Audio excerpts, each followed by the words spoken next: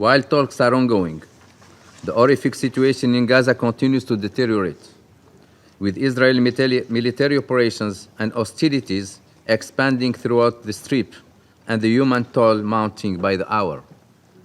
This nightmare of historic proportions must end immediately. With respect to the dire humanitarian situation, no one wants to see Palestinians in Gaza go hungry or thirsty. The United States supports getting assistance to civilians in Gaza. This should happen in a way that does not allow Hamas to benefit.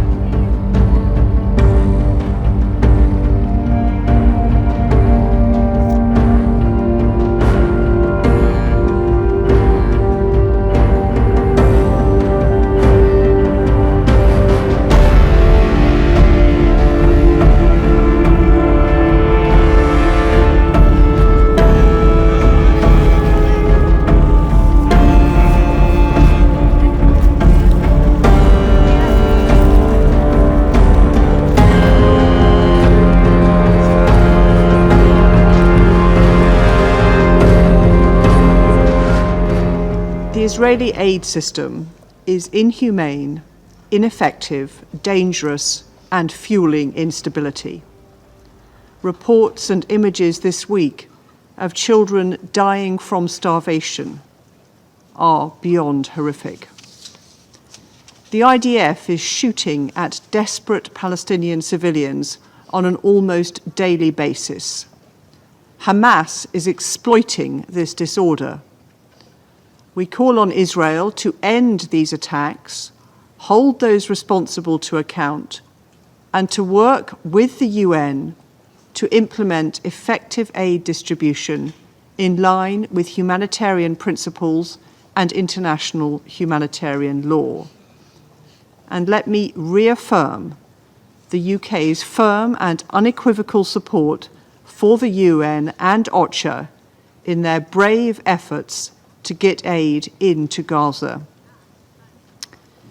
We also condemn recent strikes on the WHO in Deir el-Balah. Humanitarians and civilians must be protected. Condemn Defence Minister Katz's proposals of forced displacement to Rafah. Illegal settlement expansion in the West Bank continues at pace, as well as settler violence and even terrorism against Palestinians.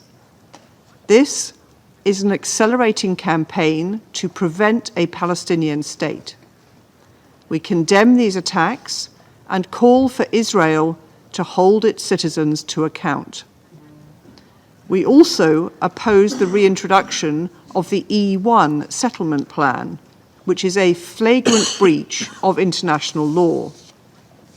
The representative of Israel has addressed allegations of genocide made by some in this room. I am also compelled to speak on this. These accusations are politically motivated and categorically false.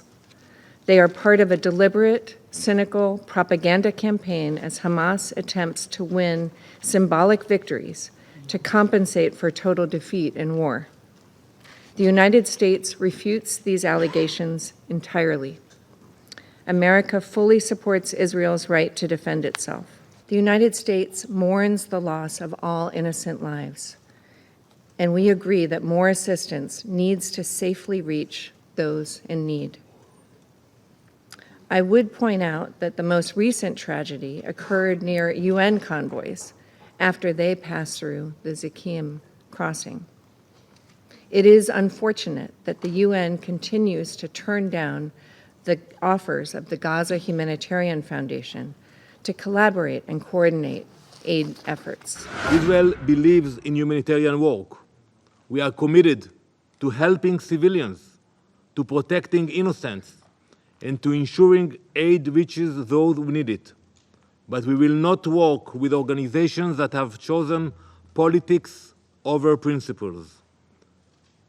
Mr. Fletcher has made it clear that OCHA is no longer a neutral agency. But make no mistake, the real target is the 2 million Palestinians who remain in Gaza. For Israel, their destruction is required for its scheme to take over the land. The fact Netanyahu and his government are actively pursuing transforming Gaza into a land without a people through genocide and ethnic cleansing under the unconvincing disguise of voluntary migration has only been made possible by the impunity they enjoy. The Israeli aid system is inhumane, ineffective, dangerous, and fueling instability. Reports and images this week of children dying from starvation are beyond horrific.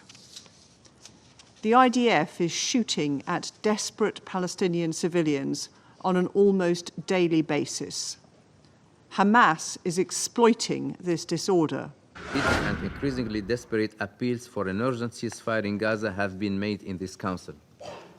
Today, the situation inside the Strip, especially for women and children, is more dire than at any time in this crisis. I implore the parties first and foremost to end this war, release all hostages, and allow the Palestinian population in Gaza to receive the humanitarian assistance they so desperately need. I urge all member states, including those in the Council, to take all possible steps to bring about this end.